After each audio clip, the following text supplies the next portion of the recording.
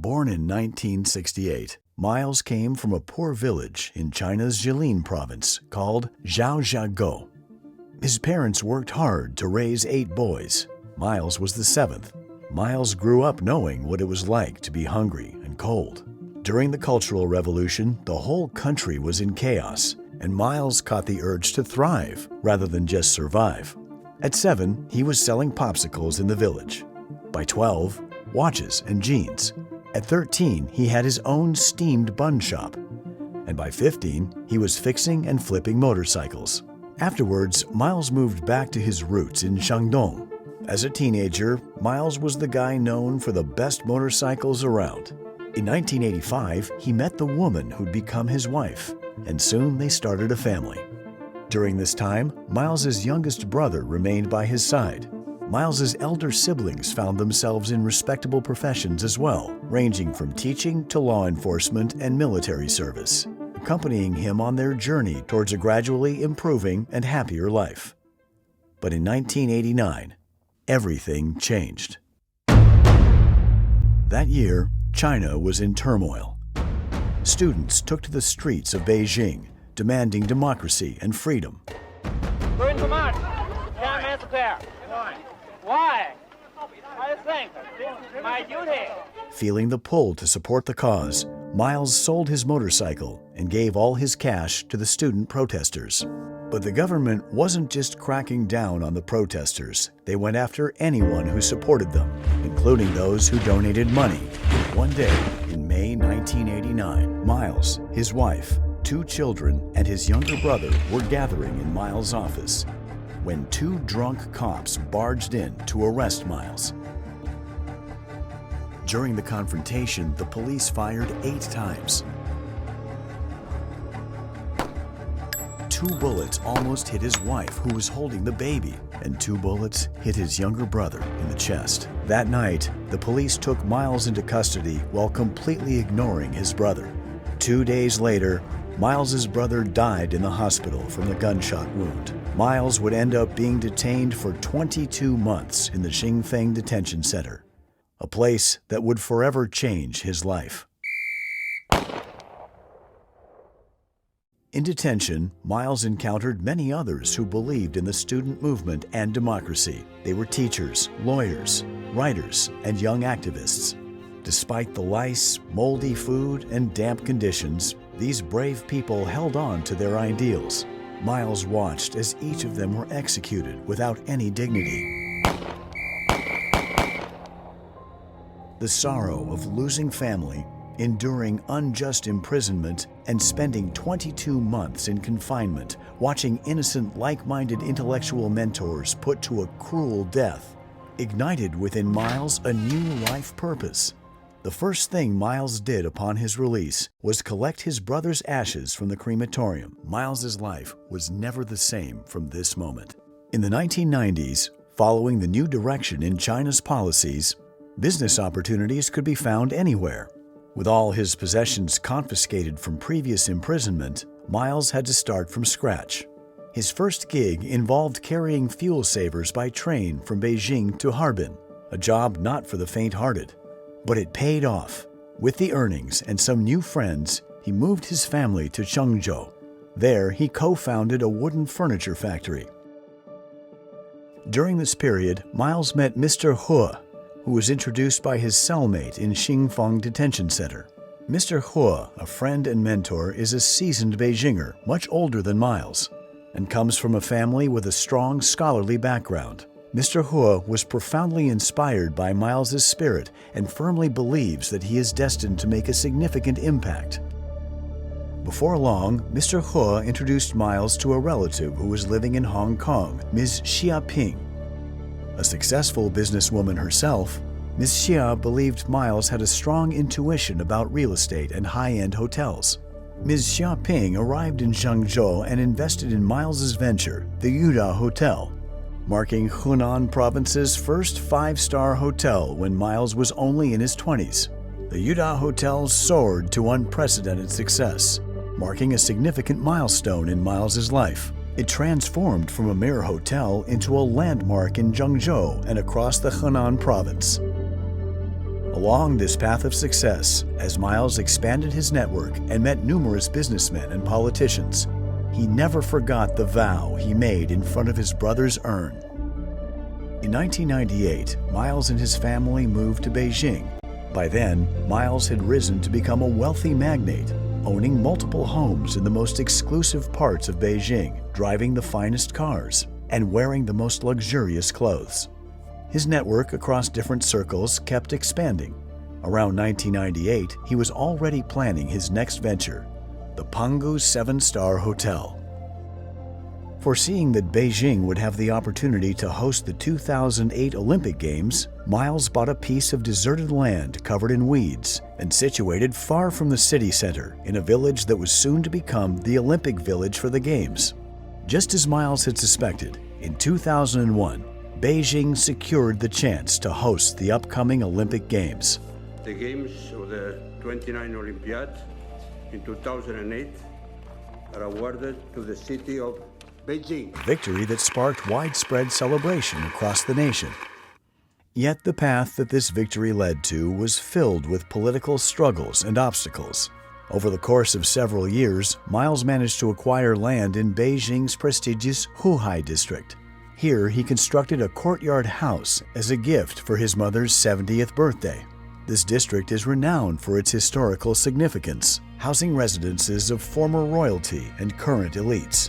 Unfortunately, they viewed Miles as an outsider, branding him as new money and someone who didn't belong in their social circle.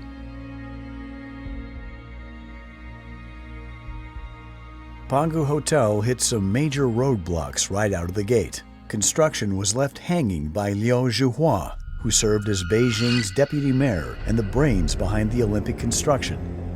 Liu was the first to flex his muscles with his shady agenda to get his hands on this great piece of land, all to please one of his lovers. In 2003, Pangu fell victim to confiscation. Miles reported Liu Zhuhua's misconduct with video evidence to the authorities, leading to Liu Zhuhua's arrest. Pangu was then unsealed and returned to Miles. It seemed like Miles had won, but behind the scenes, Liu Zhuhua and his crew were plotting their revenge. Completed in 2008, Pangu Hotel outshone even the Yuda Hotel with its remarkable achievements. It brought great honor to China during the Beijing Olympics, earning admiration from numerous foreign media outlets and celebrities. This period marked the golden age for Miles and his family. It was also during this time that Miles's network extended far beyond China, with celebrities from various countries gathering at his Pangu residence. By this time, he and his family business had already become renowned on the Hurun Rich List in China, with private jets, hundreds of cars, millions of pieces of antique furniture, and countless designer clothes. However, amid all the fame and fortune, Miles never forgot his original mission and goals. In 2013, there was a significant upheaval in the CCP government. Xi Jinping launched the so-called anti-corruption campaign, which essentially aimed to eliminate any potential political opponents. As a result, numerous former high-ranking Chinese officials were ousted. Some were even arrested. Leading the charge was Wang Xishan, a former big shot in Beijing, who was once Liu Zhuhua's boss and friend. This crackdown turned China upside down, and Miles and his family were right in the middle of it. According to the internet, the Guo family was already a major shareholder of Founder Securities at that time, and also held a large number of shares in other stock exchanges. Of course, high-ranking CCP officials had long been eyeing to carve up this lucrative business. Within the circle of Beijing politicians Miles befriended was a close friend named Ma Jian, who served as the deputy minister of the Ministry of State Security at the time. As Ma Jian held numerous pieces of incriminating evidence against Wang Xishan, he became the center of a state-led investigation and was subsequently arrested.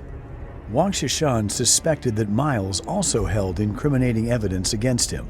At the end of 2013, anticipating Wang Xishan's move to arrest him, Miles flew to Hong Kong, but Wang Xishan's retaliation had just begun. On January 10, 2015, While Miles was visiting in the UK, Pangu Plaza was swarmed by dozens of police cars and hundreds of officers encircling the building. During this raid, the police detained numerous Pangu employees and several of Miles's family members, including Miles's 5 brothers, his wife, and his young adult daughter. Using force during these types of raids was commonplace for the CCP, and so it was at Pangu that day. Police violently cleared out all the offices, using force on innocent employees. Miles would get a call a few hours after this horrible event.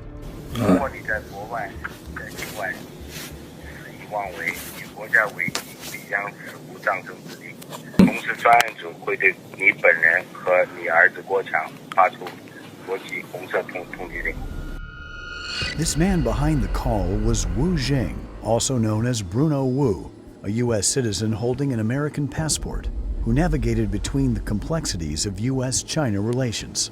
His underlying identity, however, was that of a spy nurtured over an extended period by the Chinese Communist Party. Wu publicly registered under FARA in the United States and lobbied openly on behalf of the CCP. He was born into a family with a history of espionage. His grandfather provided legal defense for early leaders of the CCP a century ago, rescuing many communist officials from the opponent's Kuomintang prisons. Because of his deep generational ties to the CCP, Wu was able to live above the law in what is informally known as a death exemption plate. On January 20th, 2015, in an effort to gather more information about Miles's activities abroad, the CCP authorities released his wife and daughter, subjecting them to 24-hour surveillance. In the days that followed, several of Miles's family members and employees were also released. However, many endured inhumane treatment and torture, leading to lifelong disabilities. Among them, the CCP detained Miles's 3 brothers for a period ranging from 1 to 2 years. The CCP also established a special task force that appeared daily at Miles's company, conducting comprehensive surveillance of finances and personnel.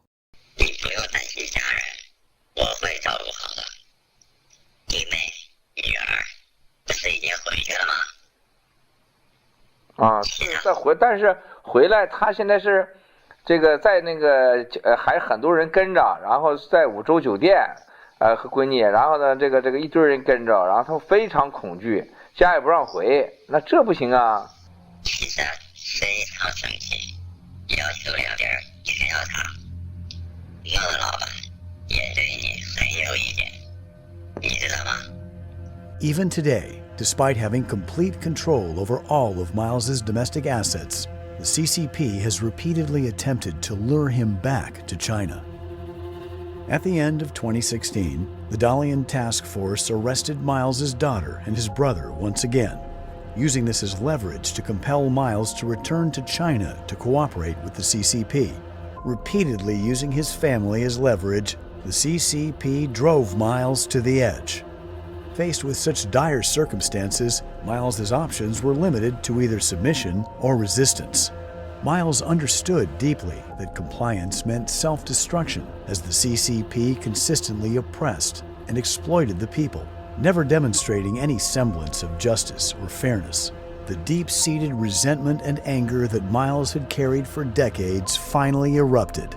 Having endured the intrusive malice of the CCP in China for 28 years, brought Miles to a point of no return.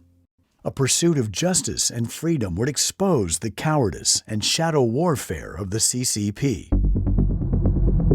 我用我28年的生命看到了他们的堕落。中纪委书记王岐山和公安部常务副部长傅政华如何会毁掉中国？不能是真正的腐败者去所谓就反腐，那可能是真反腐吗？郭文贵就是一面镜子，不但照妖还照假，真的假不了，假的真不了，一切都是刚开始。谢谢。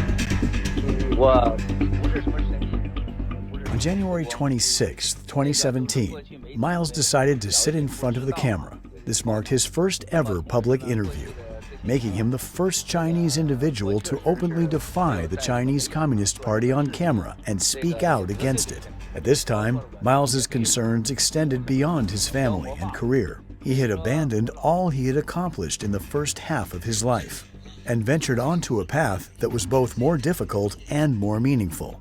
Yet the core of the CCP responded to Miles's actions with a mixture of anger and fear, determined to erase him completely. In addition to being interviewed by certain overseas Chinese media outlets, Miles launched the whistleblower movement on YouTube, utilizing live streams and short videos to share his story. Twitter also became his platform for sharing disclosure whistleblowing documents.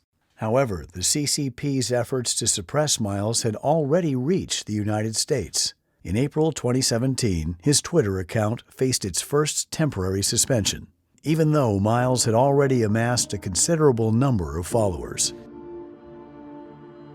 On April 17, 2017, the CCP issued a red notice against Miles in an attempt to discredit him globally. In comparison to the scarce coverage of Miles's revelations, this news was extensively broadcast by major media outlets in China.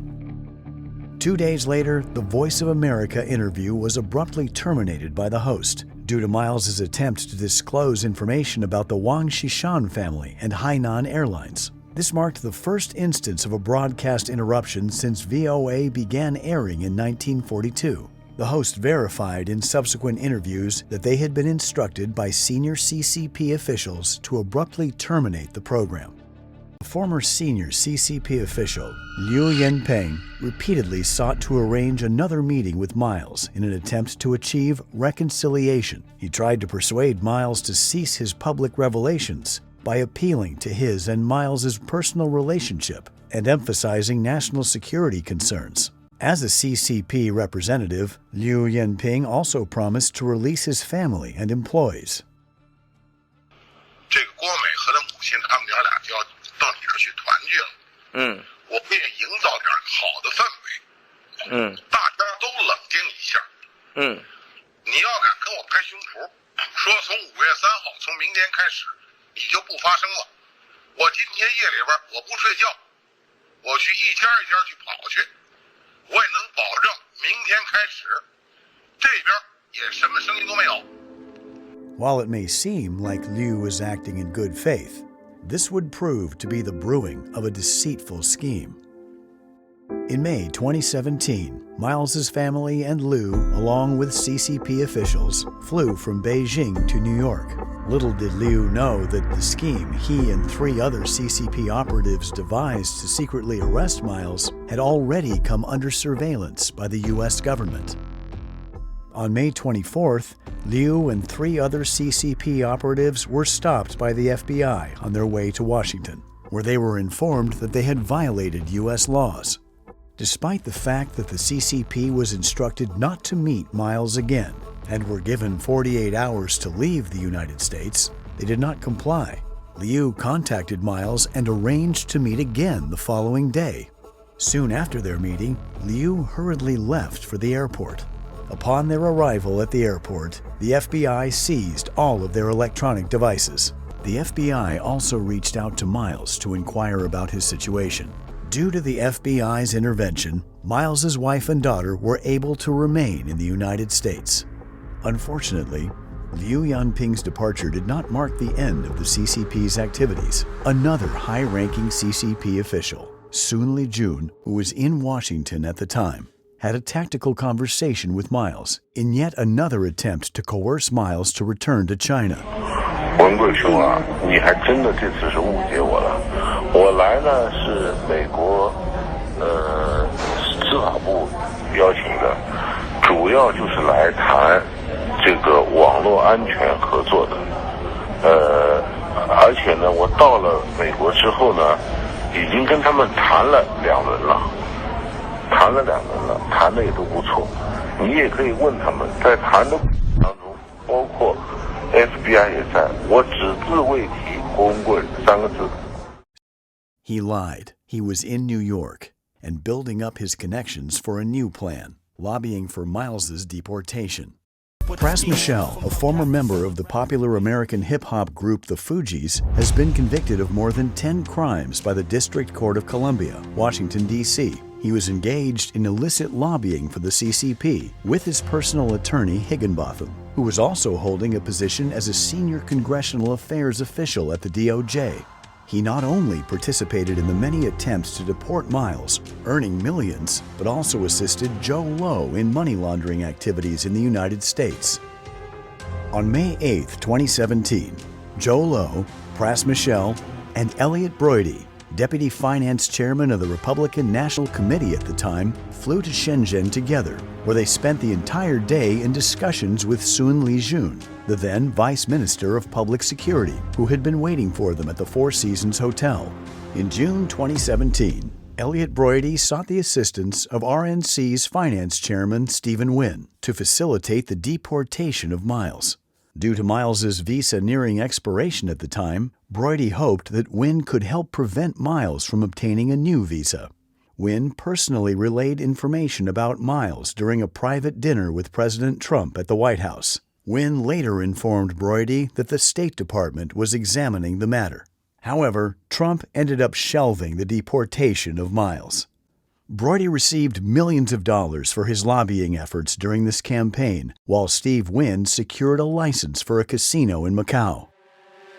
To ensure Miles remained in deep water and posed no threat in the future, CCP plotted another scheme. On July 18, 2017, Miles and his family went on a cruise in the yacht called Lady May. Suddenly, the ship lost control. The captain found it impossible to steer the vessel in the intended direction. Approximately 100 meters away from Lady May, a coal barge vessel was anchored. The consequences of a collision is unimaginable. Miles and his family were just one drift away from death. Being equipped with a sophisticated onboard computer system, the ship ought not to have had a malfunction like this. It's almost as if someone else had control of the ship. On September 6, 2017, Miles submitted a political asylum application to the United States Immigration and Customs Enforcement. The CCP, as expected, attempted to obstruct the submission of the asylum application. On September 12th, hackers affiliated with the CCP military launched an attack on the law firm representing Miles in his asylum case. They compromised all network devices and machines and seized numerous pieces of information related to Miles.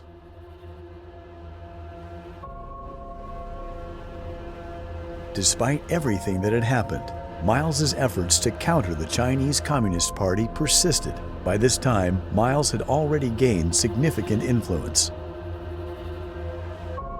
October 2017, Miles was invited to give a speech at the Hudson Institute, a U.S. think tank based in Washington, D.C., to disclose more information about high-ranking CCP officials and their ties to Hainan Airlines. The speech was scheduled on October 4th. However, just a day before the event, Miles was informed that the speech had been postponed, that is, effectively canceled. The organizers offered different explanations for the cancellation multiple times, but eventually admitted it was because of threats from within the Chinese Communist Party. The day after his speech was canceled, Miles opted to hold a press conference at the National Press Club in Washington, D.C., where he officially unveiled intelligence regarding corruption within the Wang Xishan family and Hainan Airlines. He also revealed the CCP's big plan to corrupt the free world by using media, money, sexual bribery, and fomenting unrest in the United States. Miles sounded a worldwide alarm about the CCP emerging as a global concern affecting everyone. However, Miles's message was not embraced or adopted by the mainstream media in the United States.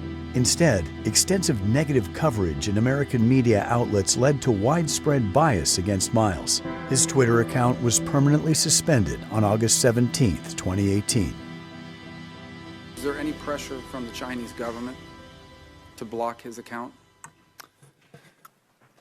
No, Senator. We reviewed a report on that account and analyzed it through regular channels using our regular procedures. The blocking was not of the account in its entirety, but I believe was of specific posts that violated our policy. So you can testify today that you did not come under pressure from the Chinese government or any of its representatives or people working for them to block his account or to block whatever it is you blocked?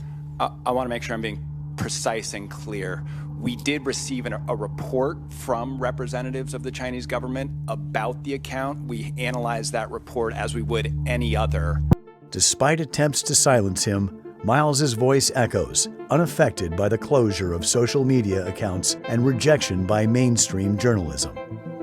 Miles isn't fighting alone. He's supported by millions of Jianyou, which means the fellow fighters, who have forged a formidable alliance. On June 4, 2020, the anniversary of the Tiananmen Square incident, Miles embarked aboard the yacht Lady May to the mouth of the Hudson River with the Statue of Liberty in the backdrop. Here, they announced to the world the establishment of the new federal state of China. 我用鲜血，我们要在这个世界上用我的鲜血来捍卫我们追求的法治、自由、有尊严、有体面的中国。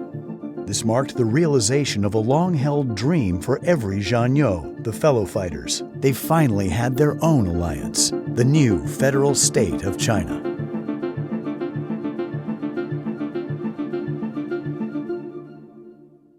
Meanwhile, those who deal with the devil have had their fate sealed with a price tag. On January 27, 2018, following an article in the Wall Street Journal about sexual harassment of female employees, Steve Wynn announced his resignation as the finance chairman of the RNC. On May 17, 2022, Wynn was sued by the Department of Justice for violating federal laws by engaging in illegal lobbying and failing to register as a foreign agent. On April 13, 2018, the Wall Street Journal would also uncover another scandal involving Elliot Broidy, the vice chairman of the RNC. He was accused of paying $1.6 million in hush money to a model for an abortion. Consequently, Broidy resigned from his position. On October 6, 2020, federal prosecutors charged Broidy with acting as an unregistered foreign agent, aiding the CCP in lobbying the White House to repatriate Miles. He later confessed to his crimes in a plea deal, but was pardoned by the president. Now, the fate of the CCP officials, Liu Yanping, Sun Lijun, and Fu Zhenghua, have also come to a deserving end due to the escalated power struggles. Still, soldiers march because the battle continues. The CCP imposed a fine of nearly $13 billion for alleged coercion in 2018. They also seized $5 billion in Hong Kong assets belonging to Miles and his family, representing the largest, most abusive monetary penalty ever imposed in China.